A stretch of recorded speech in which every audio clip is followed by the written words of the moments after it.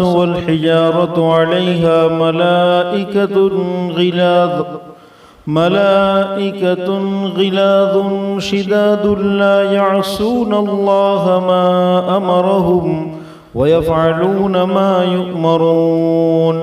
وقال تعالى: وأما الجدار فكان لغلامين يتيمين وكان تحته كنز لهما وكان أبوهما صالحا فأراد ربك أن يبلغا أشدهما ويستخرجا كنزهما رحمة من ربك.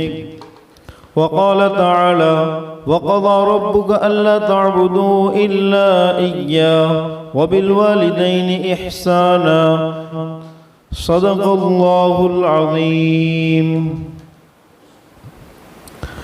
काबिल एहतराम मुअज़्ज़ज़ असातिज़ाए किराम व ज़िम्मेदार हज़रात और मुअज़्ज़ज़ सामाईन, अज़ीज़ तलबा,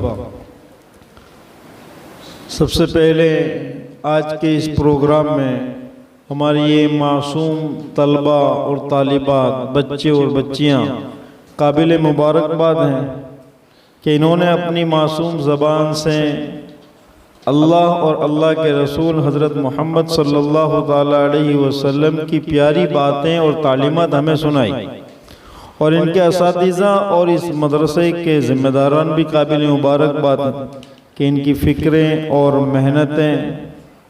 मेहनतों के ज़रिए से हमारी इन मासूम बच्चों में, इस नई नस्ल में इस्लाम का एक पैगाम मुंतकिल हुआ।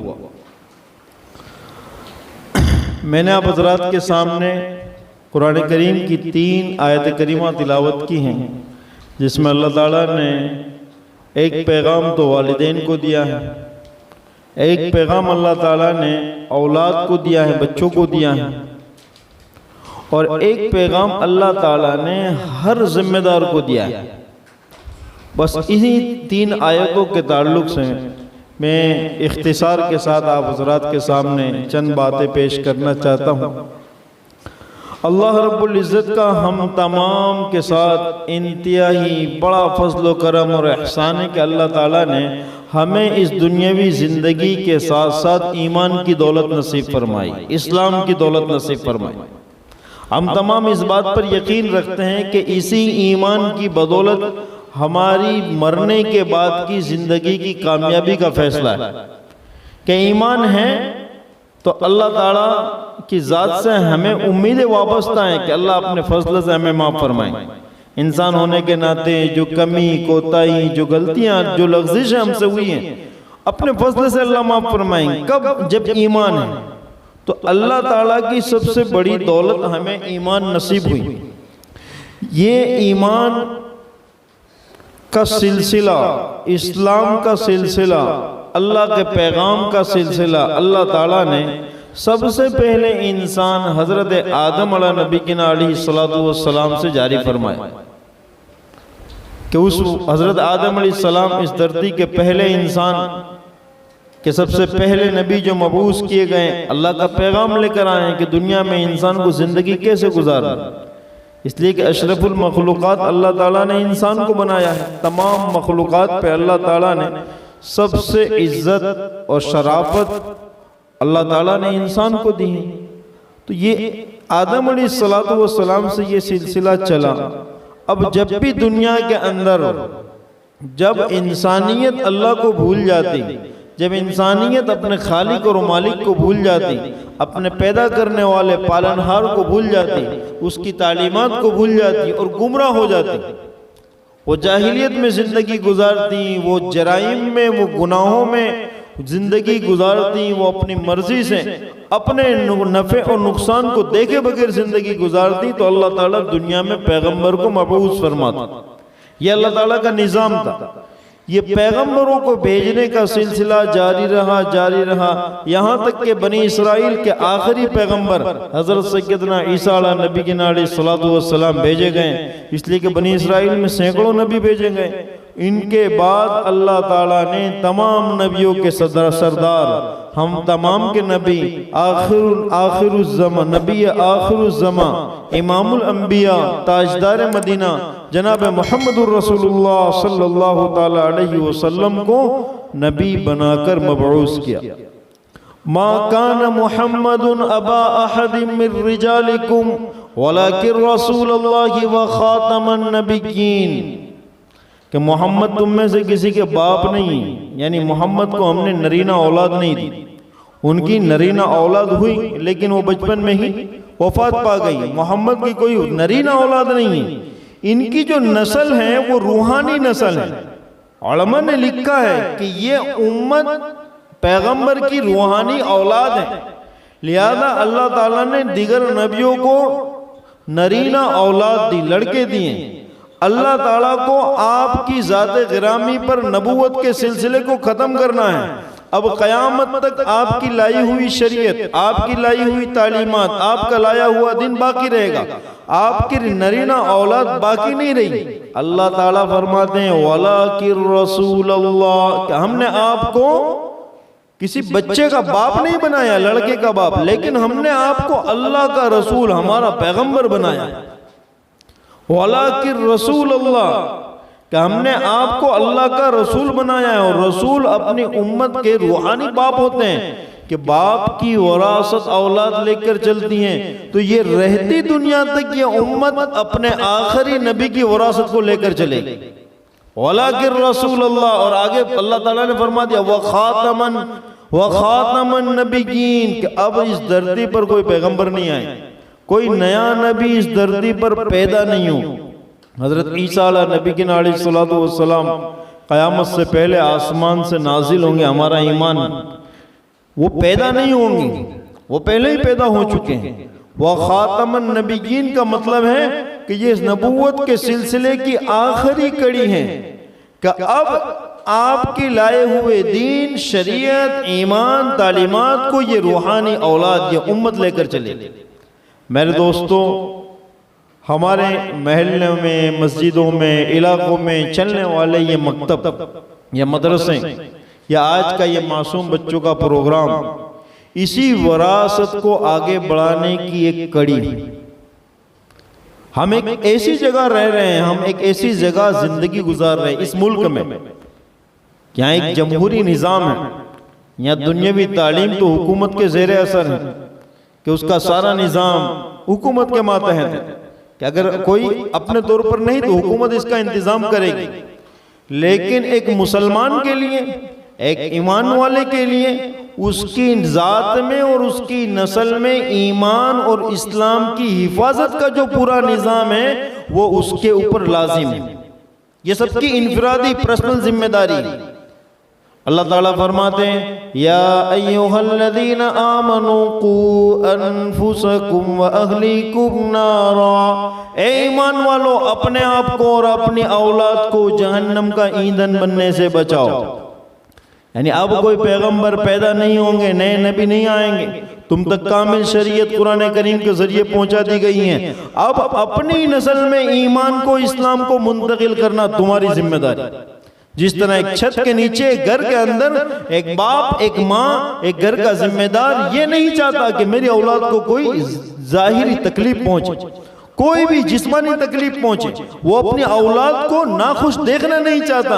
अल्लाह ताला फरमाते हैं कि हमने तुम्हें ईमान दिया, इस्लाम दिया, जब दुनिया में कोई अपनी औलाद को तकलीफ में देखना नहीं चाहता तो फिर आखिरत में मरने के बाद तकलीफ में देखना चाहोगे? हरगिज़ नहीं चाहोगे। तो जब नहीं चाहोगे तो अपनी इस औलाद को जहन्नम का ईंधन बनने से बचाओ। यानी बचाने के लिए आयत करीमा बतला रही कि बचाने के लिए मेहनत करनी है, लापरवाही नहीं, गफलत भरी जिंदगी नहीं। और लोग जिस तरह जिंदगी गुजारते हैं ऐसी जिंदगी हमारी नहीं होगी। हर मोमिन, हर मुसलमान की जिम्मेदारी है कि उसे जो ईमान तोहफे में मिला है, उसे जो अजीम शान नेमत मिली है, उसको अपनी नस्लों में मुंतकिल करना। ये मदारिस इस्लामिया, ये मकातिब इस सिलसिले की पहली कड़ी। हमारे मासूम बच्चों को, हमारे बच्चे दुनियावी तालीम तो स्कूलों में हासिल कर लेते, उसका एक मुनज़्ज़म निज़ाम चल रहा है, लेकिन हमारी जिम्मेदारी है कि हमारा जो दीन, हमारा मजहब, हमारा खालिक और मालिक का तारुफ, हमारे पैगंबर हजरत मोहम्मद सल्लल्लाहु ताला अलैहि वसल्लम का तारुफ, कि हमारे घर में पैदा होने वाले बच्चे को पहले ही अव्वल मरहला में, पहले ही घड़ी में ये पैगाम दिया जाता है कि उसकी दाएं कान में अजान दी जाती है कि पहला लफ्ज उसके कान में अल्लाह का पहुंचे, उसे मैसेज दिया जाता है मुसलमान के घर पैदा हुए, पहला लफ्ज अल्लाह का पहुंचता है कि एक अल्लाह को मानना है, हजरत मोहम्मद सल्लल्लाहु ताला अलैहि वसल्लम को अल्लाह का नबी मानना है, दाएं कान में उसे इकामत कही जाती है। अब यहीं से ईमान और इस्लाम को मुंतकिल करने की जिम्मेदारी इन वालिदैन की, जिम्मेदारों की है। कुल्लुकुम राइन व कुल्लुकुम मसऊलुन अन रइयतिही, हर जिम्मेदार से मैदान महशर में सवाल किया जाएगा।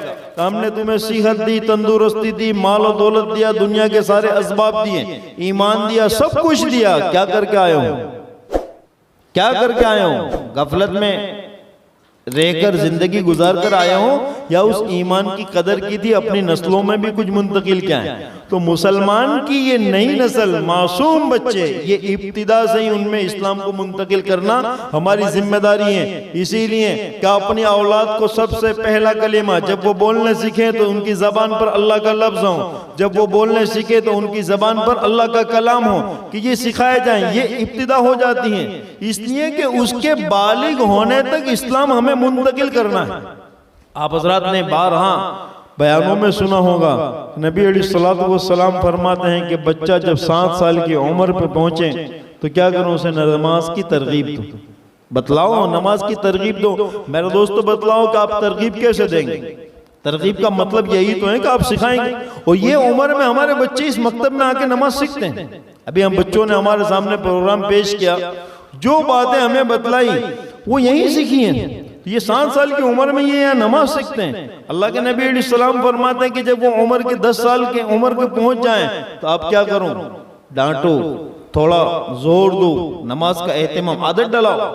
जब वो बालिग हो जाएं तो अब सरजनीस, अब छोड़ो मत, अब उन्हें कराओ ये अमल, अब ये मुकल्लफ हो गए। बच्चा और बच्ची, लड़का और लड़की जब बालिग हो जाते हैं तो अब यहां से वो शरीयत के पाबंद बन जाते हैं। तो पाबंद बनने से पहले इस्लाम उनमें मुंतकिल होगा, तभी तो वो शरीयत पर अमल करेंगे। अगर इस्लाम सिखाया ही नहीं है तो शरीयत पर अमल कैसे होगा? लिहाजा हम तमाम की एक जिम्मेदारी बनती है ईमान वाले होने की हैसियत से और एक घर के जिम्मेदार होने की हैसियत से, एक अपनी औलाद के वालिद और वालिदा होने की हैसियत से हर एक की जिम्मेदारी बनती है कि जो ईमान और इस्लाम हमें तोहफे में मिला है उसे मुंतकिल करके जाना है अपनी नस्लों में। इसके लिए इस सिलसिले की एक कड़ी हमारे मकातिब हैं कि हमारे असातिज़ा, हमारे उलमाए किराम, हमारे इस मदरसे के चलाने वाले मुंतजिमीन हमारे बच्चों के अंदर इस्लाम को मुंतकिल करते हैं। अब ये मुंतकिल दोनों तरफ से होगा, एक तरफ से नहीं कि असातिज़ा इस्लाम को मुंतकिल करेंगे, नमाजें सिखाएंगे, दुआएं सिखाएंगे, कुरान करीम सिखाएंगे, इस्लाम के अकाईद और नजरियात सिखाएंगे, इस्लामी कल्चर और तशक्कुस सिखाएंगे। उनके वालिदैन घरों में उन्हें अमली मश्क कराएंगे। जब ये दोनों फिक्रें जमा होंगी, बच्चा बालिग होगा और इस्लाम को सीख लेगा। तो हमारे मकातिब के साथ साथ हमारी जिम्मेदारी है कि अपने घरों में इसकी मश्क कराएं। और ये कब होगा? या उस वक्त होगा जब इस्लाम हमारी जिंदगी के अंदर भी नजर आ रहा होगा, नजर आ रहा होगा। क्या मतलब कि हम तमाम के तमाम मुसलमान तो हैं, हम तमाम के तमाम मोमिन हैं, हमारा नाम मुसलमान की तरह है। अब हम पर इस्लामी अहकामात लाजिम है, जरूरी है कि एक बाप और एक माँ अपने घर के अंदर जब नमाजों के पाबंद होंगे तो उसके मासूम बच्चे पे इसके असरात होंगे। एक बाप और माँ जब अल्लाह ताला से बार बार मांगेंगे, यकीनन ये मासूम बच्चे आपसे पूछेंगे कि अब्बा, ए अम्मी, ये इस तरह हाथ उठाकर तुम क्या करते हो? ये इस्लाम के मुंतकिल होने का जरिया है। आपने बड़े बड़े अल्लाह वालों की और वलियों की जो जिंदगी तारीख पढ़ी है कि उनके इस मकाम तक पहुंचने में उनके वालिदैन का एक बड़ा किरदार, वालिदैन का बड़ा किरदार। हमारी जिम्मेदारी है कि हम इस मामले में गफलत न बरतें। अल्लाह ताला कुरान करीम में फरमाते हैं, या अय्युहल्लज़ीना आमनू इन्न मिन अज़वाजिकुम व औलादिकुम अदुव्वन लकुम फहज़रूहुम। ऐ ईमान वालों, तुम्हारी बाज़ औरतें और तुम्हारी औलाद तुम्हारी दुश्मन। कितना सख्त जुमला नजर आ रहा है, तुम्हारी दुश्मन है। अरे औलाद दुश्मन कैसे हो सकती हैं? औलाद दुश्मन कैसे हो सकती हैं? अल्लाह ताला आगे फरमाते फहज़रूहुम, इनसे बचो, यानी बचाव के सामान को मुहैया करो। ऐसा ना हो कि तुम इनमें इस्लाम मुंतकिल करने की तो कोई मेहनत ना करो, तुम इनके सामने कोई अमली मश्क न करो, उल्टा ये करो कि इनकी वो ख्वाहिशात, इनकी वो तमन्नाएं जो इस्लाम के खिलाफ है वो तुम पूरा करो। अगर तुम इस्लाम नहीं सिखाओगे तो फिर घरों के अंदर बच्चे भी वो चाहत और ख्वाहिशात का इजहार करेंगे, बच्चे वो करेंगे। हम तो पाबंद और मुकल्लफ हैं, अल्लाह रसूल के ताबे हैं, हमारे लिए कुछ चीजें हलाल हैं, कुछ हराम हैं। तो ये हमारे बच्चों को बचपन से ही हमें सिखाना है, बेटा आप वो चीज मांग रहे हैं वो हमारे लिए हराम, इसका इस्तेमाल हम नहीं कर सकते। आप फुला जगह जाने का कह रहे हैं, वहाँ उरियानियत है, वहाँ नंगा नाच है, वहाँ हराम चीजें हो रही हैं, वहाँ डांस और वहाँ म्यूजिक है, ये इस्लाम में हराम है, ये हम नहीं कर सकते। अगर आप गलत ख्वाहिशात अपने बच्चों की पूरी नहीं करेंगे तो ये फिर ये औलाद आपके हक में ये दुश्मन नहीं बनेगी, ये दोस्त बनेगी, या आपके हक में सिफारिशी बनेगी। लेकिन आप समझें कि आप ये समझ रहे हैं कि नहीं मेरी औलाद है, उनको तो मैं नाखुश करना नहीं चाहता, उसकी सारी जरूरियात को पूरा करूं। वो कहें कि चलो फिल्म देखने तो मैं फिल्म देखने ले चलूं, वो कहें सर्कस देखने तो सर्कस देखने ले चलूं, वो ऐसी जगहों पर जाना कहें कि जहां नंगा नाच हो रहा है, ये जहां हरामकारी हो रही है, मैं मोहब्बत में ले जाऊं। तो अगर ऐसा होता है इन्ना मिन अज़वाजिकुम व औलादिकुम अदुव्वन लकुम, तो फिर तुम्हारी ये ख्वाहिशात का इजहार करने वाली औरतें और ये तुम्हारी औलाद, अगर तुम इस तरह ये हराम ख्वाहिशात पूरी करते हो तो तुम्हारी दुश्मन, आखिरत में हिसाब देना पड़ेगा। फहज़रूहुम, फिर बचो। तो बचाव का असबाब क्या है? बचाव के असबाब ये कि इस्लाम मुंतकिल करो, बचपन में जितना मुंतकिल करोगे यही बाकी रहे। आज हम तमाम नमाज पढ़ते हैं, हर एक अपना जायजा लें कि हमने अपनी नमाजें कहाँ सीखी। इस्लाम जो मुंतकिल करने की सिस्टम जो कई सौ सालों से हमारे दरमियान चली आ रही है, ये मकातिब इस्लामिया के जरिए से। कि हमने भी तो नमाजें मकतब में सीखी, हमने भी तो नमाजें मदरसे में सीखी, अपने वालिदैन के साथ सीखी। तो अब जितना हो सके घरों में इसके साथ वक्त दो। अल्लाह ताला इसके असबाब बयान फरमाते हैं, व इन ताफू व तस्फहू व तगफिरू फ़इन्नल्लाह गफूरुर रहीम। कि अगर औलाद तुम्हारे हाथ से निकल गई है तो फिर क्या करो?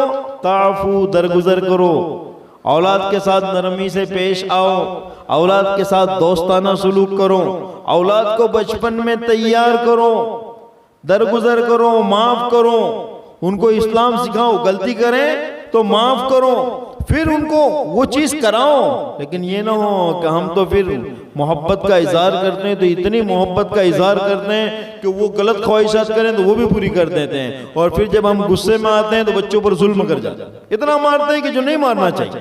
तो ये तरीका नहीं है तरबियत का। कुरान हमें सिखलाता है कि इन अपनी मासूम औलाद और बच्चों को देखकर आगे की फिक्र करो। या अय्युहल्लज़ीना आमनुत्तकुल्लाह वलतंजुर नफ्सुम मा क़द्दमत लिगद। ऐ ईमान वालों, अल्लाह से डरो और फिक्र करो कि तुमने आइंदा के लिए क्या भेजा है, क्या तैयारी कर रखी। मरना है हर एक को, तो ये अल्लाह ताला ने औलाद तुम्हें दुनिया का बेहतरीन तोहफा दिया। जिनके यहाँ नहीं है उन्हें पूछो कि ये कितना बड़ा तोहफा है, ये कितना बड़ा इनाम है। अगर तुम इस तोहफे को दुनिया और आखिरत का तोहफा बनाना चाहते हो तो अपना वक्त दो, सिखलाओ इस्लाम, वक्त दो इस्लाम सिखलाने में।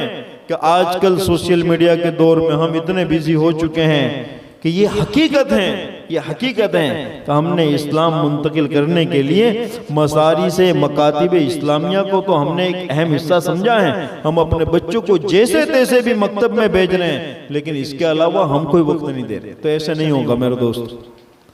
मकतब के अंदर अपने बच्चे को फिक्रों के साथ, एहतमाम के साथ भेजो। जिस तरह हम स्कूल में भेजते हैं, साफ सफाई से वक्त से पहले उठाते हैं, जगाते हैं, एक उसका एक यूनिफॉर्म पहनाते हैं, साफ सफाई से सुथराई से उसको भेजते हैं, तो बच्चे के दिल में भी वहाँ की अजमत बैठती। और यहाँ का मामला क्या होता है, हम सीधा उठाया भेज दिया। नहीं, मौलाना साहब तो अपने खास हैं, दरगुजर कर जाएंगे। आज बच्चा रात में मोबाइल यूज कर रहा था, गेम देख रहा था, लेट सोया है, मौलाना को बोल देंगे कोई मसला नहीं, छुट्टी हो गई थी। बाहर लेट, रात में हम कहीं बाहर दावत में लेट गए थे, कोई बात नहीं, कल छुट्टी रख देंगे। तो ये जो हमारे नजरियात हैं स्कूल के मुतालिक, मकतब के मुतालिक, दोनों अलग अलग, इसको बदलो। जब तक खुद हम मकतब की अहमियत को समझेंगे फिर ही हमारे बच्चों में ये अहमियत मुंतकिल होगी। हम उस तरफ की अहमियत को तो समझ रहे हैं, हम इसकी अहमियत ही नहीं समझ रहे। ये हमारा आखिरत का जखीरा है। इसलिए मैंने आप हजरात के सामने कुरान करीम की 2 आयत करीमा तिलावत की। उस 2 आयत करीमा में यही मफहूम है कि जो इब्तिदा होती हैं कि माँ बाप अपनी नई नस्ल मासूम बच्चे को जब इस्लामी तालीम सिखलाएंगे और मकतब की मेहनत के साथ साथ वो खुद वक्त देकर उसको अमली मश्क कराएंगे घरों के ऊपर और उनकी जिंदगी के अंदर इस्लाम को मुंतकिल करने की फिक्र करेंगे, तो ये औलाद फिर नाफरमान नहीं, ये फरमाबरदार बनेगी। ये माँ बाप का मुकाबला नहीं करेंगी, ये बुढ़ापे का सहारा, ये आखिरत के लिए सिफारिशी और उसके हक के अंदर मगफिरत का जरिया बनेगी। और अल्लाह ताला माँ बाप की इस दीनदारी और नेककारी की वजह से उनके जाने के बाद औलाद के हक में भी अल्लाह ताला खैर के फैसले फरमाएं। सूरह कहफ सुने बनी इसराइल, सूरह कहफ में अल्लाह ताला ने इसका तस्करा क्या है, हजरत खिजर और हजरत मूसा अलैहिस्सलाम का जो वाक़या मशहूर है कि अल्लाह ताला उसमें फरमाते हैं कि जब हजरत खिजर हजरत मूसा अलैहिस्सलाम को लेकर चलते हैं तो क्या करते हैं कि एक बस्ती में पहुंचते हैं। फंतलका हत्ता इज़ा अतया अहल क़रयतिन इस्ततअमा फअबौ अन युज़य्यिफूहुमा, कि हजरत खिज़र जब हजरत मूसा अलैहिस्सलाम को लेकर एक बस्ती में पहुंचते हैं और उन्हें भूख का शदीद एहसास होता है, बस्ती वाले मेहमान नवाजी से, खाना खिलाने से इनकार कर देते। अब जब खाना नहीं खिलाते तो वो भूखे प्यासे आगे निकलने की सोचते हैं। फवजदा फीहा जिदारन युरीदु अन यनक़ज़ फ़अक़ामा, कि वहाँ वो एक टूटी हुई गिरी हुई दीवार को देखते हैं। हजरत खिज़र वो अपने काम में लग जाते हैं और उस दीवार को खड़ी करना शुरू कर देते हैं। और एक टूटी हुई एक बड़ी दीवार हजरत खिज़र उस बस्ती के अंदर बनाते हैं कि जिन बस्ती वालों ने उन भूखे और प्यासों को खाना नहीं दिया। यह हमारी अकल के खिलाफ है कि जब हमारे साथ कोई ऐसा मामला करें कि ज़रूरत के वक्त मदद न करें और फिर उसके साथ एहसान का मामला। हजरत मूसा अलैहिस्सलाम को इसी पर तो ताज्जुब हुआ कि खिज़र ये तूने क्या कर दिया। क़ाल लौ शि'त लत्तख़ज़्त अलैहि अजरा, ये क्या कर दिया तूने जी, बस्ती वालों ने हमें खाना नहीं खिलाया, हमारा इकराम नहीं किया और वहाँ एक गिरी पड़ी दीवार को तुमने खड़ा कर दिया। हजरत खिज़र यहीं से दोनों की जुदाई की हो रही है। क़ाल फ़िराक़ु बैनी व बैनिक, यहीं से जुदाई की हो रही। लेकिन इसकी हिकमत बयान फरमाते हैं कि मैंने ऐसा क्यों किया। हजरत खिज़र फरमाते हैं फ़अम्मल जिदारु फ़कान लिग़ुलामैनि यतीमैन व कान तहतहु कंज़ुल लहुमा व कान अबूहुमा सालिहा। ये मैंने इसलिए किया कि इनके माँ बाप इस्लामी जिंदगी गुजार कर गए हैं, इनके माँ बाप नेक थे, ये इनके माँ बाप इस्लाम पर जिंदगी गुजार कर गए हैं। देखिए कि माँ बाप तो दुनिया से रुखसत हो गए हैं। हजरत खिज़र फरमाते हैं यह अल्लाह ताला की जानिब से इनके हक में, औलाद के हक में रहमत है, रहमतम मिर रब्बिक, कि अल्लाह ताला उनके माँ बाप की नेकी और इस्लाम पर जिंदगी की वजह से कि उनके बच्चे मासूम हैं, कि उसके नीचे माँ बाप ने खजाना रखा था, वो दीवार टूट गई। हो सकता था कि बस्ती वाले उस खजाने को लूट लें, इधर उधर के लोग उन यतीमों का माल ले जाएं। अल्लाह ताला ने माँ बाप की नेकी की वजह से हजरत खिज़र से वो काम लिया कि उनके औलाद के हक में उस खजाने को महफूज कर दिया। अब आप अंदाजा लगाइए, ये तो एक मिसाल है कि माँ बाप की नेकी औलाद के हक में कितनी काम आ रही है। मेरे दोस्तों, लिहाजा हमारे लिए ज़रूरी है कि हम नमाजों का एहतमाम अपने घरों में अपने औलाद के सामने करें। आजकल जो हमारे यहाँ होता है कि हम मस्जिदों के अंदर जब हम अपने मासूम बच्चों को लेकर आते हैं तो बच्चे क्या करते हैं, मस्जिदों में शोर मचाते हैं। अब इससे दूसरे लोग भी परेशान होते हैं। ये शोर बच्चे जो मचाते हैं इसमें बच्चों का कोई कसूर नहीं है, बच्चे मस्तियां कर, इसमें कोई कसूर नहीं, ये तो मासूम है, ये तो शरीयत के मुकल्लफ नहीं है, इन्हें क्या पता कि ये क्या है। लिहाजा मुसलमान माँ बाप की जिम्मेदारी है कि अपनी औलाद को मस्जिद में लाने से पहले मस्जिद के आदाब और अहकाम सिखलाएं कि बेटा हम तुम्हें एक ऐसी जगह ले जा रहे हैं जो अल्लाह का घर है, बेटा इसे मस्जिद कहा जा रहा है, यहाँ एक अल्लाह की इबादत की जा रही है, यहाँ बोलना मना है। जब ये अजमत डालकर हम अपनी औलाद को मस्जिद में लाएंगे, मैं यकीन के साथ कहता हूँ, आप लाइए 5 साल के बच्चे को मस्जिद में लाइए, लेकिन ये मस्जिद की अजमत बिठाकर लाइए, आपकी औलाद मस्जिद में इकराम के साथ रहेगी, जरा शोर नहीं करेगी। ये हमारी जिम्मेदारी है, हम डालेंगे तो इस्लाम मुंतकिल होगा। ठीक है, मकातिब में असातिज़ा अपनी जिम्मेदारी को अदा कर रहे हैं पूरे इखलास के साथ, खुलूस और लिल्लाहियत के साथ, कि कोई उन्हें इस पर इतनी बड़ी दुनिया नहीं मिल रही है, इतना बड़ा अजर नहीं मिल रहा है, लेकिन अल्लाह ताला उनसे इस्लाम की नश्र इशाअत की खिदमत ले रहे हैं, वो अपने फरीजे को अंजाम दे रहे हैं। साथ में हमारी जिम्मेदारी कि हम गफलत न बरतें, इसी को काफी न समझें, अपने घरों में माहौल बनाएं। मकतब में तो उस्ताद पढ़ा देंगे, लेकिन बाद में ये औलाद की जिंदगी में बाकी रहना ये तो घर के माहौल पर है। घर में माहौल होगा तब बाकी रहेंगे। असातिज़ा मौका महल की दुआएं सिखलाएंगे। अब ये दुआओं की अमली मश्क घर में होंगी। जब वालिद मोहतरम अपनी औलाद से पूछेंगे कि बेटा खाने की दुआ आपने पढ़ी है ना, आप रात को सोए तो आपने दुआ पढ़ी नहीं, सुबह में आप उठ जगें तो अल्लाह की हम्द की है। आप जब ये एहतमाम करेंगे तो देखिए फिर आप हमारी औलाद में इस्लाम कैसे मुंतकिल होगा। ये हमारी जिम्मेदारी है, इस्लाम को मुंतकिल करने का ये जरिया है और ये हम सब की जिम्मेदारी है। अब कोई नए पैगंबर दुनिया में पैदा नहीं होंगे, हमको अपनी मौत से पहले अपनी औलाद में इस्लाम मुंतकिल करके जाना। इसलिए हुज़ूर पाक अलैहिस्सलातु वस्सलाम फरमाते हैं, इदा मातल इंसान इनक़ता अमलुहु इल्ला मिन सलास, कि जब इंसान की मौत होती है तो उसके सारे दुनियाई ताल्लुकात खत्म हो जाते हैं। सिर्फ 3 चीजें काम आती हैं, इसमें से एक चीज है वलदुन सालिहुन वहुव युदआ लहु, नेक औलाद। औलाद नेक कब होगी? जब इस्लाम सिखलाया होगा, इस्लामी तरबियत की होगी, अहकामात सिखलाए होंगे, तब औलाद नेक होगी। बाप के इंतकाल के बाद फिर ये औलाद क्या करेंगी? दुआए मग़फ़िरत करेंगी, इसाले सवाब करेंगी। कुरान करीम में जो अल्लाह ताला फरमाते हैं माँ बाप के हुकूक के मुतालिक, वक़ज़ा रब्बुका अल्ला तअबुदू इल्ला इय्याहु व बिल वालिदैनि इहसाना। अब ये हमारी जो मासूम औलाद हैं, माँ बाप के हुकूक इनको कौन सिखलाएगा? ये कुरान करीम की तालीमात, ये अहकामात इनमें मुंतकिल कौन कराएगा?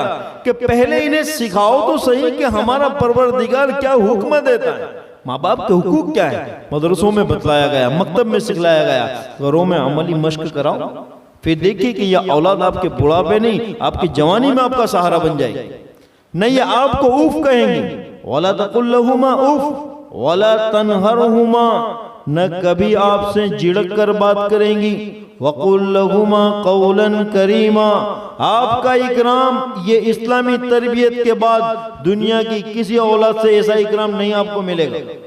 हम समझते हैं कि हम दुनिया की यूनिवर्सिटियों में, कॉलेजों में ग्रेजुएट बनाकर अपनी औलाद को हम ये समझे कि हम हमारा बुढ़ापा सुधर जाएगा, हमारी औलाद हमारा इकराम करेगी। याद रखें, दीन इस्लाम एक फितरी दीन है, अल्लाह का बनाया हुआ कानून है, अल्लाह के बनाया हुआ आईन है। इसके खिलाफ आप अगर अपनी अकल से सोचते हैं, अपनी समझदारी से सोचते हैं कि दुनियावी तालीम अच्छे से अच्छी यूनिवर्सिटी में दिलाएंगे तो वो फर्मा बरदार होगी, नहीं होगी। अल्लाह के कानून के खिलाफ आप नहीं जा सकते हैं। उसने हमें पैदा किया, वो हमारी फितरतों से वाकिफ हैं। जब तक कुरान करीम की तालीम मुंतकिल नहीं करोगे, इस्लाम मुंतकिल नहीं करोगे, ये मकतब की तालीम घरों में अमली मश्क नहीं आएगी, तब तक ये औलाद फर्मा बरदारी के रास्ते पर नहीं आएगी। अपने औलाद को वक्त दो। आजकल सोशल मीडिया का दौर है, हम सुबह में घर से निकलते हैं कारोबार की फिक्र में, रात में आते हैं, खाना खाया फिर बाहर निकल जाते हैं, तब तक हमारी औलाद सो जाती हैं। जब हमारी औलाद सुबह में मदरसा या स्कूल जाती है, हम सोए रहते हैं। औलाद से माँ बाप का कोई कनेक्शन ही नहीं। हाँ, कभी दावत में जाना हो, इधर उधर प्रोग्राम में जाना हो, तब साथ लेकर चलते हैं। बाकी जो रब्त है कि ये जमाना है इस्लाम को मुंतकिल करने का, अपनी औलाद को वक्त दो, मोबाइल से अपने वक्त को निकालो। अगर तुमने अपने वक्त को मोबाइलों में लगाया तो फिर क्या होगा? वही होगा जो आज के इस फितना परवर दौर में, ईमान सोज माहौल में जो बातिल ताकतें चाह रही हैं। तुम खुद औलाद के सामने मोबाइल लेकर अब मशगूल रहेंगे तो फिर औलाद भी तो वो मोबाइल ही चाहेगी, औलाद भी तो मोबाइल ही चाहेगी कि हमें भी एक मोबाइल दिला दो ताकि तुम मशगूल हो तो हम भी मशगूल रहें। और ऐसा माहौल बनते जा रहा है कि माँ बाप मोहब्बत में मासूम औलादों के लिए अलग से मोबाइल का इंतजाम कर रहे हैं। ये क्या कर रहे हैं हम? ये हमारी नई नस्लों को, ये हम अपने औलादों को हलाकत के दहाने पर पहुंचा रहे हैं। अभी तो इनके हाथ में कुरान होना चाहिए, इस्लाम की तालीमात होनी चाहिए। अभी तो हमें इनके साथ बैठकर कुरान करीम को पढ़ना है, सुनना सुनाना है, इनकी हौसला अफजाई करनी है कि इनको मौका महल के एतबार से आप इन्हें टारगेट दो, चैलेंज दो कि बेटा नहीं, हम आपसे ये चाहते हैं कि आप हमें सूरह फातिहा सुनाएंगे तो हम आपको इनाम के एवज ये दिलाएंगे, आप हमें सूरह इखलास सुनाएंगे तो हम आपको फुला जगह घुमाने ले जाएंगे, आप हमें सूरह नास और सूरह फलक सुनाएंगे, हम आपको ये दिलाएंगे। ये आप हौसला अफजाई करो, ये घरों में मश्क करने की जरूरत है। हम क्या करते हैं? मोहब्बत में सारे काम करते हैं। जब औलाद हमारे साथ आती है तो हम उन्हें कुछ चीजें दिलाकर उनको काम में, मोबाइल वगैरह दिलाकर मशगूल कर देते हैं, हम अपने काम में लगे रहते। हमें ये तालीम दी गई है, अपने औलाद का इकराम करो, इन्हें वक्त दो, अपने साथ उन्हें सिखलाओ, इस्लामी तशख्खुस, इस्लामी नजरियात का एहसास दिलाओ कि हम मुसलमान हैं। हमारी औलाद स्कूल में भी जाएं कि वहां भी उनके साथ कोई कुफरिया शिरकिया कलिमात कहे जाएं, हमारी औलाद फौरन फैसला करे, नहीं, हमारे माँ बाप ने, हमारे उस्ताद ने, हमारे मुअल्लिम ने हमें ये तालीम दी है कि नहीं, हम अल्लाह की जात के साथ शिरक नहीं करें, हम ये कलिमा नहीं कह सकते, हम मुसलमान हैं। उसे कहा जाए कि आपको डांस पार्टी के अंदर शिरकत करनी है, डांस कंपटीशन में हिस्सा लेना है, तो हमारी मासूम जबान की, औलाद की जबान से स्कूल में ये निकलना चाहिए, नहीं, मैं मुसलमान हूँ, इस्लाम में ये हराम है। ये कब निकलेगा? जब हम सिखलाएंगे। हम किस उम्र के इंतजार में? ये बालिग हो जाएंगे फिर सिखलाएंगे? अभी से डालने की जरूरत। हराम चीजों से बचें और हराम चीजों की हकीकत औलाद को बतलाएं, हलाल चीजों पर अमल करें और हलाल चीजों की हकीकत औलाद को बतलाएं। तो ये मकतब हमारा पहला जीना है। अपने मकतब को मजबूत करें, एहतमाम के साथ बच्चों को भेजें, गैरहाजिरी न करें, साफ सफाई सुथराई के साथ भेजें। अब बच्चों को पढ़ाने वाले असातिज़ा से राब्ता रखें। जिस तरह स्कूल में हम जाते हैं, बार बार वाली मीटिंग में हाजिर होते हैं और इसी तरह पेरेंट्स मीटिंग में जाते हैं और वहाँ जायज़ा लेते हैं कि बच्चे की तालीम कैसी है, अगर कमज़ोर है तो उसके लिए ट्यूशन का इंतज़ाम करते हैं। मेरे दोस्तों, इससे बढ़कर ये तालीम है, अहमियत दो, वक्त निकाल कर असातिज़ा के पास आओ कि हमारा बच्चा पढ़ने में कैसा है, क्या कमज़ोरी है, कैसे किया जाए। जितना आप राब्ता मजबूत करेंगे, जितनी ये फिक्र करेंगे, फिर देखें कि उनके अंदर वो चीज़ मुंतकिल होगी और हम अपनी जिम्मेदारी को अदा करने में कामयाब होंगे। अल्लाह ताला कुरान करीम में फरमाते हैं, मन अमिल सालिहन मिन ज़करिन औ उन्सा वहुव मुमिन, कि जिसने ईमान की हालत में, मर्द हो या औरत, अमल सालिह किया। अब हम तमाम के तमाम, हमें ईमान तो तोहफे में मिला है, मुसलमान के घर में पैदा हुए हैं तो ईमान तो है ही हमारे पास। जिसने ईमान की हालत में, जिस मर्द और औरत ने नेक अमल किया, नेक अमल इंसान कैसे कर सकता है? उसका इल्म होगा तब नेक अमल होगा। नमाज पढ़ना नेक अमल है, नमाज पढ़ना सही तरीके से कुरान और हदीस के मुताबिक जानेगा तब ये नेक अमल होगा। तो उसके लिए इल्म जरूरी है, कुरान करीम पढ़ना नेक अमल, तो ये कुरान करीम के इल्म को सीखना जरूरी है। हर चीज का हमारे पड़ोसी से कैसे मिलना है, बड़ों से कैसे मिलना है, रिश्तेदारों से कैसे मिलना है, बड़ों से किस तरह बात करनी है और इसी तरह और जानवरों के हुकूक क्या है, ये तालीम डालने का वक्त है। हमारे बच्चे जब बाज दफा जानवर को तकलीफ देते हैं, उन्हें मजा आता है, तो माँ बाप भी उसके साथ मजे लेते, नहीं मेरे बच्चे को मजा आ रहा है ना, तो वो भी उसके साथ तकलीफ। नहीं, इस्लाम ने हराम क्या है, औलाद को बतलाएं कि बेटा नहीं ये भी अल्लाह की मखलूक है, इसे मारना हमारे लिए हराम है। तो आपका ये बच्चा गैरों में जाकर दावत देगा कि नहीं ये चीज हराम है।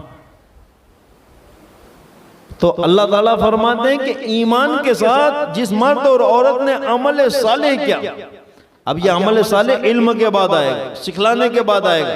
मकतब में सिखलाया, उसकी हमने अमली मश्क कराई, उसकी जिंदगी में डाला, फलनुहयिन्नहु हयातन तय्यिबा, तो हम उसको पाकीज़ा जिंदगी दें। आज हम सब यही तो चाह रहे हैं। कौन माँ बाप है जो ये नहीं चाहते? हम क्यों पढ़ा रहे हैं अपनी औलाद को मदरसे में, स्कूलों में क्यों पढ़ा रहे हैं कि हमारी औलाद एक कामयाब इंसान बने, हमारी औलाद कुरान को सीखे, इस्लामी तालीमात को सीखे।